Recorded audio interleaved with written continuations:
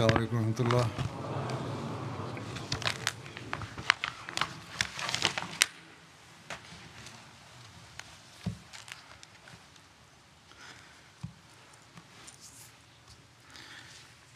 أشهد أن لا إله إلا الله وحده لا شريك له وأشهد أن محمدا عبده ورسوله أما بعد فأعوذ بالله من الشيطان الرجيم بسم الله الرحمن الرحيم الحمد لله رب العالمين الرحمن الرحيم مالك يوم الدين إياك نعبد وإياك نستعين اهدنا الصراط المستقيم صراط الذين أنعمت عليهم غير المغضوب عليهم ولا الضالين. Kahapon, February 20, ay isang mahalagang araw sa loob ng Jamaat dahil dito ay may kaugnayan sa pinahayag na propesiya na kilala bilang Muslim Maud, ang napangakong reformador. Sa mga araw na ito, sa iba't ibang Jamaat, ginaganap ang mga espesyal na programa at jalsa upang ipagdiwang ang katuparan ng propesiyang ito. Ang propesiyang ito ay isang dakilang pahayag mula kay Hazrat Masih Maud a.s. kung saan inihayag ang kapanganakan ng isang anak na lalaki at ang kanyang natatanging mga katangian. Ang propesiyang ito ay pinahayag noong February 20, 1886 sa pamamagitan ng isang pampublikong pabatid, istihar. Isa sa mga bahagi ng prophetikong pahayag na ito ay siya ay magiging napakatalino. At sinabi rin, siya ay pupunuin ng panlabas at panloob na kaalaman. Bilang katuparan ng propesiyang ito, ipinagkaloob ng Allah kay Hazrat Masih Maud a.s. ang isang anak na lalaki na nagtataglay ng lahat ng katangiang inilarawan sa propesiya. Ang pangalang ibinigay sa kanya ay Hazrat Mirza Bashiruddin Mahmud Ahmad radhiyallahu an. Ang propesiya ng Muslim Maud ay lubos na kilala sa mga miyembro ng Jamaat. Ang mga bata, kabataan at matatanda sa mga ladsna, huddam at atfal ay mga ganap na kamalayan tungkol sa kahalagahan nito. Tulad ng nasabi sa propesiya, ang batang ito ay pupunuin ng panlabas at panloob na kaalaman. Sa kabila ng hindi nakapagtapos ng mataas na formal na edukasyon at kahit hindi naging mahusay sa akademikong paaralan, pinagkalooban siya ng Allah ng di mabilang na kaalaman at karunungan sa relihiyon, agham at administrasyon.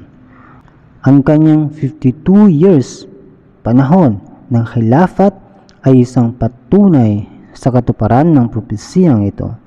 Siya ay nagsulat ng maraming aklat at artikulo at nagbigay ng libu-libong talumpati tungkol sa iba't ibang paksa sa relihiyon, agham, ekonomiya, politika at kasaysayan. Sa kabila ng kakulangan sa formal na edukasyon, ang kanyang mga pagsusuri sa pangdigdigang sistema ng sosyalismo, komunismo at kapitalismo ay patuloy na pinag-aaralan hanggang ngayon. Nagbigay rin siya ng malalim na pagsusuri sa mga usaping militar, siyensya at pang-edukasyon na nagpapamangha sa maraming scholar. Maraming talumpati niya ang binigay sa harap ng mga di-Ahmadi at maging sa mga di-Muslim, at sila mismo ay namangha sa lalim ng kanyang kaalaman.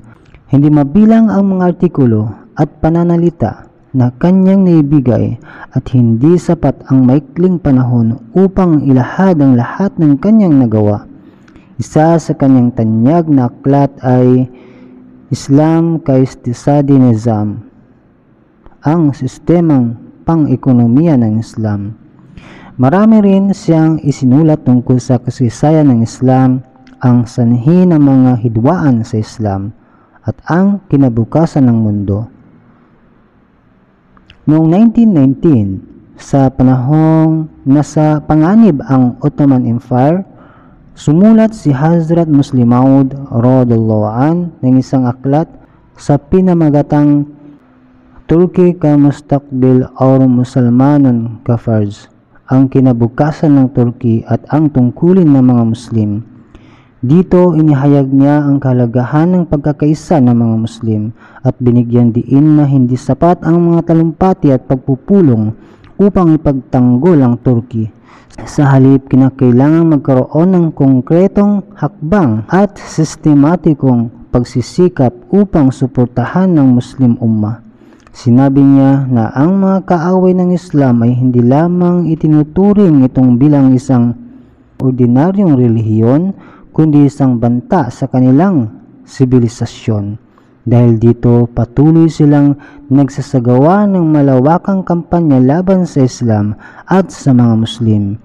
Binigyang diin niya na ang tanging paraan upang mapaglabanan ito ay sa pamamagitan ng panalangin, pagsunod sa mga kautusan ng Allah at pagpapalaganap ng tunay na Islam.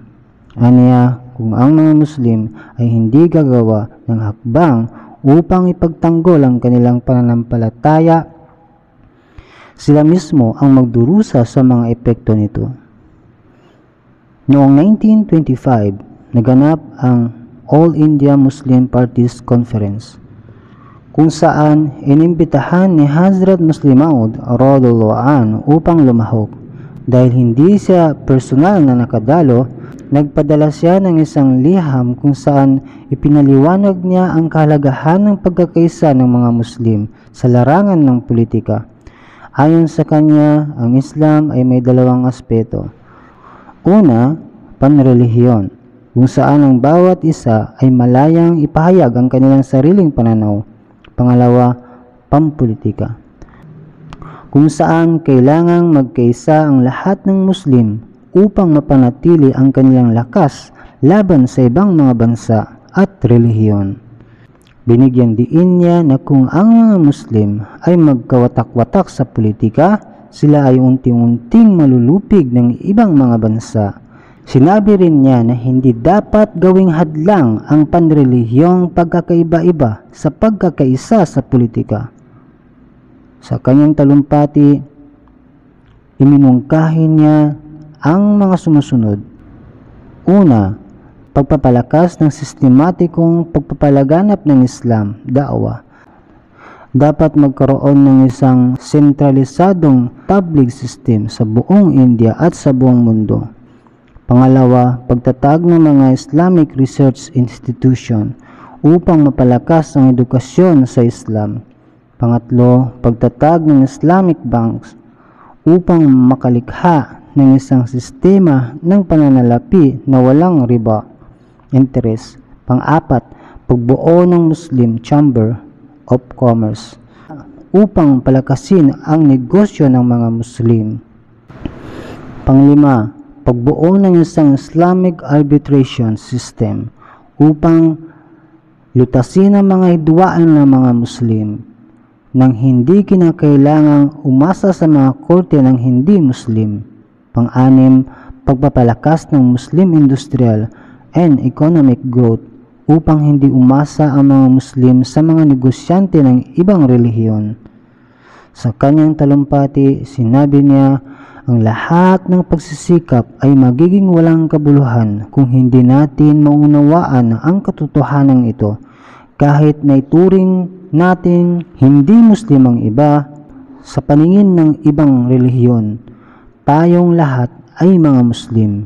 Ang pinsala sa isa ay pinsala sa lahat. Binigyang diin niya na ang mga Muslim ay dapat magkaisa sa larangan ng politika at huwag hayaang sirain ng panloob na hidwaan ng kanilang kinabukasan, Kung ang banal na propeta sallallahu alaihi wasallam ay maaaring makipagkasundo sa mga Hudyo para sa kapakanan ng Islam, bakit hindi natin magawang magkaisa para sa proteksyon ng Islam sa kasalukuyang panahon? Ito ay para sa ating mga sarili. Naway ligtas tayo ng Allah mula sa kasamaan. Sa Pakistan at sa iba pang bansang Muslim, ganito ang pangkalahatang sitwasyon, lalo na para sa mga Ahmadi na itinuturing na hindi Muslim. Bagaman bawat sekta ay tinuturing na hindi Muslim ang iba pang sekta, dahil dito nagkaroon ng negatibong impresyon sa hindi Muslim na mundo na siya ring nagdadala ng kahihiyan sa mga Muslim. Kaya't ang mga gobyerno at mamayang Muslim ay kailangang maunawaan ang puntong ito tungkol sa kalagayan ng India noong panahong iyon. Magkasama ang mga Hindu at Muslim at lumitaw ang tanong ng representasyon ng mga Muslim. Ang pamahalaang Britanya ay nagtalaga ng isang komisyon upang suriin ang kalayaan ng India na dapat sinusuri tuwing 10 taon upang makita kung hanggang saan maaaring bigyan ng kapangyarihan ang mga tao na magtatag ng sariling pamahalaan. Ang unang pangulo ng komisyong ito ay isang Ingles barrister na nagngangalang Sir John Simon. Sa paglipas ng panahon, nagkaroon ng iba't ibang talakayan tungkol sa mga desisyong ito. Ipinagkaloob ni Hazrat Muslim Maud radhiyallahu an ang kanyang gabay sa iba't ibang panahon. Nagbigay ng detalyadong pananaw at pinangunahan ang mga Muslim. Sa bahaging ito, nagkaroon ng isang round table conference na binanggit sa kasaysayan kaugnay ni Hazrat Muslim Maud radhiyallahu an. Ang ulat ng komisyong itinatag ng gobyerno ng Britanya ay hindi tumugma sa mga inasahan ng mga mamamayan ng India, kaya't ito ay hindi tinanggap. Dahil dito, inihayag ng gobyerno ang pagsasagawa ng isang roundtable conference upang pagsamahin ang mga kinatawan ng Britanya at India at talakayin ang pampulitikang pag-unlad ng India. Nagbigay ng agarang patnubay si Hazrat Muslim Maud radhiyallahu an upang ituro sa mga Muslim na iwasan ang pagkakawatak-watak at pagtatalo at sa halip ay magkaisa para sa pambansang interes. Sa ganitong paraan lamang nila maaaring labanan ng oposisyon at makamit ang kanilang mga karapatan. Kailangan nilang tiyakin na ang mga kinatawan sa conference ay magiging mga taong tunay na kumakatawan sa kanilang interes. Nagbigay rin ng mungkahi si Hazrat Muslim Maud radhiyallahu an sa gobyerno na dapat itong kumonsulta sa mga pampulitikang partido sa pagpili ng mga kinatawan upang matiyak na ang mga desisyon ng conference ay matatanggap ng may kasiyahan. Tungkol sa pangangalaga ng mga karapatan ng mga Muslim, sinabi niya, "Para sa akin, dumating na ang oras para sa All Muslim Parties Conference upang magtrabaho. Hindi sapat na basta ipahayag ang mga kahilingan ng mga Muslim. Kung ang mga taong magpapasya sa roundtable conference ay pagwalang bahala ang mga kahilingang ito, mawalan ng halaga ang mga desisyon ng All Parties Conference. Kaya ngayon ang panahon upang ipabatid sa gobyerno ang posibleng masasamang epekto ng maling pagpili ng mga kinatawan at sa publiko ang panganib nito. Dapat tiyakin na ang representasyon ng mga Muslim ay mapagpasyahan ayon sa kanilang mahalagang pampulitikang samahan. Ang payong ito ay lubos na sineryoso ng maraming grupo sa panahong iyon. Naglabas din ng isang sulatin si Hazrat Muslim Maud radhiyallahu an tungkol sa sitwasyon pampulitika sa India. Naglabas din ng isang sulatin si Hazrat Muslim Maud radhiyallahu an tungkol sa sitwasyong pampulitika sa India. Ipinaliwanag niya ang kasalukuyang kalagayan at binanggit ang ulat ng Simon Commission. Matapos lumabas ang ulat na ito, nagdesisyon ang gobyerno ng Britanya na muling ipatawag ang Round Table Conference sa London upang pag-aralan ang iba't ibang aspeto ng pampulitikang ebolusyon ng India at bumuo ng isang plano para sa hinaharap.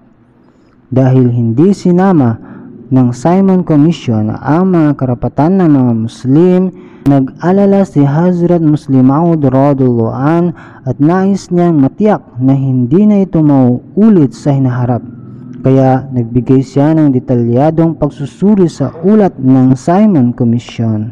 Itinampok ang mga kakulangan nito at nagbigay ng mungkahi kung paano maaaring mabuhay ng mapayapa ang iba't ibang komunidad sa India. Sinabi niya, bilang isang reliyosong tao, hindi ako gaanong konektado sa politika tulad ng mga taong nasa larangang ito araw at gabi. Ngunit nararamdaman kong mas responsibilidad kong magsulong ng kapayapaan dahil wala akong direktang kaugnayan sa kaguluhan ng politika. Maaaring mas madali kong makita ang katotohanan kumpara sa mga taong kasangkot sa mga labanan. Nagbigay si Hazrat Muslim Maud radhiyallahu anhu ng detalyadong talakayan tungkol sa mga karapatan at kahilingan ng mga Muslim at kanyang inilathala ang kanyang pagsusuri sa Ingles upang mapakinabangan ito ng mga delegates sa Round Table Conference. Ang kanyang aklat ay nakinabang ang mga kinatawan ng mga Muslim na sa unang pagkakataon ay nagkaisang matagumpay na ipresenta ang kanilang mga kahilingan. Lubos na naimpluwensyahan nito ang mga Britanikong opisyal na kinilala ang natatanging katayuan ng mga Muslim sa India. Ang aklat ni Hazrat Muslim Maud radhiyallahu anhu ay naging tanyag sa India at Britanya. Maraming mga politiko at mamamahayag ang nagpahayag ng papuri sa kanyang pagsusuri. Si Lord Meston, gobernador ng United Provinces, ay sumulat, "Ako ay nagpapasalamat sa inyo sa pagpapadala ng aklat ni Hazrat Muslim Maud radhiyallahu anhu. Inaasahan kong magiging kapaki-pakinabang ito sa akin." Si Malcolm Hailey, dating gobernador ng Punjab, ay sumulat, "Lubos akong nagpapasalamat sa aklat na ito. Ako ay pamilyar sa Ahmadiyya community at hinahangaan ko ang kanilang layunin sa paglutas ng mahalagang isyu sa India." Sinabi ni Sir John O'Miller, ito ang pinakadetalyadong pagsusuri sa Simon Commission na aking nabasa. Lubos akong humanga sa mataas na pananaw ni Hazrat Muslim Maud radhiyallahu anhu. Maraming iba pang mga intelektual at leader ng India ang nagpahayag ng kanilang paghanga at hinimok ang mas malawak na paglilimbag ng aklat sa Europa. Si Syed Haji Abdullah Harun ng Karachi ay sumulat, "Sa lahat ng mga aklat na naisulat sa India tungkol sa politika, ito ay isa sa pinakamahusay." Binanggit din ng mga pahayagan tulad ng Inqilab Lahore at Siyasat Delhi ang kahalagahan ng kontribusyon ni Hazrat Muslim Maud radhiyallahu anhu sa pagtatanggol sa mga Muslim. Sa kanyang talumpati noong October 9, 1946, ipinaliwanag ni Hazrat Muslim Maud radhiyallahu anhu kung paano maaaring makamit ang pangdaigdigang kapayapaan sa pamamagitan ng Islam. Itinala ng pahayagang Delhi noong October 14, 1946 na sinabi ni Hazrat Muslim Maud radhiyallahu anhu, ang isyu ng kapayapaan ay kasing tanda ng sangkatauhan. Upang makamit ito, kinakailangang alisin ang pagkapuot at galit. May isang artikulong isinulat bilang tugon sa isang editorial ng isang pahayagang pang-araw-araw sa Delhi kung saan sinasabi na ang mga Ahmadi ay sumusuporta sa Pakistan kahit na hindi naging mabuti ang pagtrato sa kanila ng ibang mga Muslim. Sinabi pa ng pahayagan na nakakamangha kung paano patuloy na sinusuportahan ng mga Ahmadi ang Pakistan.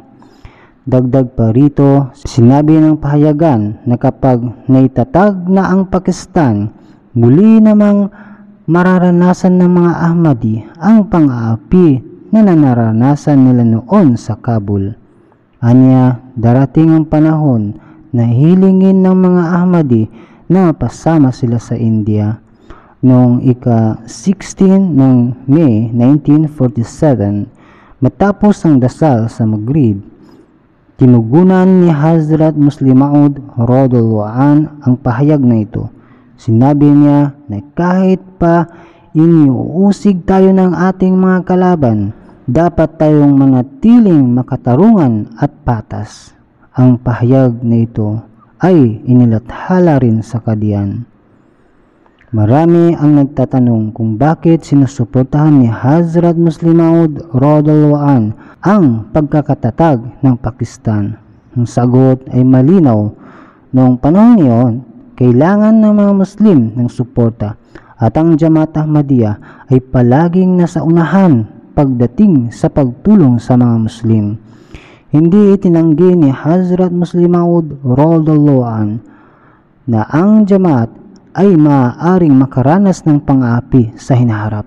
Ngunit itinuro niya na sa anumang kalagayan dapat nating suportahan ang mga Muslim. Patungkol naman sa kinabukasan ng Pakistan, nagbigay ng isang mahalagang panayam si Hazrat Muslim Maud radhiyallahu anhu sa Lahore tungkol sa hinaharap ng Pakistan. Ang seryeng ito ng mga panayam ay binigay sa iba't ibang lugar sa Lahore, kabilang ang Minar Hall at University Hall. Noong ika-7 ng December 1947, isang panayam ang ibinigay sa Minar Hall. Ngunit dahil sa kakulangan ng oras, hindi niya naipalabas ang lahat ng nilalaman nito. Dahil dito, ipinalathala niya ang artikulo sa pahayagang Al-Fazal noong ika-9 ng December 1947. Sa kanyang talumpati, binigyang diin ni Hazrat Muslim Maud radhiyallahu anhu ang pangangailangan ng isang makatarungan at makadiyos na sistema sa Pakistan. Ipinaliwanag niya kung paano maaaring umunlad ang bansa sa pamamagitan ng tamang paggamit ng likas na yaman, industriya at makatarungang batas. Matapos ang paglipat mula sa Qadian patungong Lahore, nagbigay si Hazrat Muslim Maud radhiyallahu anhu ng isang talumpati sa University Hall, Lahore noong ika-18 February 1947, kung saan ipinaliwanag niya ang batayang pundasyon ng isang Islamic Constitution. Sinabi niya, kung sa Pakistan, kung saan mayorya ang mga Muslim, ay pinasa ang isang batas na lahat ng alituntunin ay dapat nakabatay sa Quran at Sunnah, at ang anumang batas na salungat dito ay hindi dapat ipatupad. Kung gayon, bagamat hindi magiging ganap na Islamic ang gobyerno, magiging Islamiko naman ang sistema nito, na siyang pangunahing layunin ng Islam. Idinagdag niya na ang Islam ay hindi pumipilit sa ibang pananampalataya na sundin nito, bagkus binibigyan sila ng kalayaan sa kanilang relihiyon. Sa kasamaang palad, sa kasalukuyang panahon, inaabuso ng mga tinaguriang reliyosong leader ang pangalan ng Islam upang gumawa ng pang-aapi. Hinimok ni Hazrat Muslim Maud radhiyallahu anhu ang isang matuwid na pinuno na iligtas ang bansa mula sa masasamang plano ng mga ekstremistang pinuno at dalhin ito sa tunay na kaunlaran. Sa kanyang mga panayam, ipinahayag ni Hazrat Muslim Maud radhiyallahu anhu na ang Pakistan ay isang mahalagang pundasyon para sa pagtatag ng isang makatarungan at matatag na Islamikong pamamahala sa mundo.